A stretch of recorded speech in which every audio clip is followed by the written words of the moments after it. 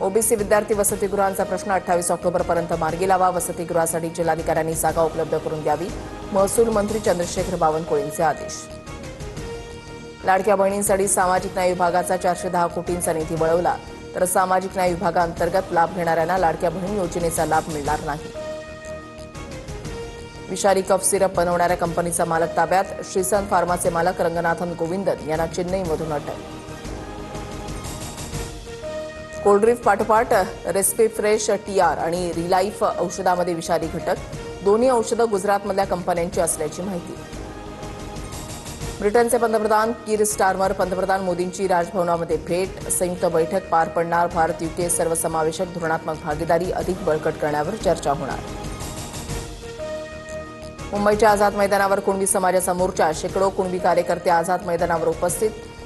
मराठा समाजाचा ओबीसीमध्ये समावेश न करण्याची मागणी. संतोष देशमुख हत्या प्रकरणाची आज बीडच्या विशेष मकोका न्यायालयामध्ये सुनावणी. आरोपी वाल्मिक कराडच्या संपत्ती जप्तीच्या अर्जावर निर्णय होण्याची शक्यता. पुण्यामध्ये 25 ठिकाणी एटीएस आणि पुणे पोलिसांची संयुक्त कारवाई. देशविरोधी कारवाई करणारे कोंढव्यात लपल्याच्या माहितीवरून छापेमारी. काही संशयित ताब्यात घेतल्याची माहिती.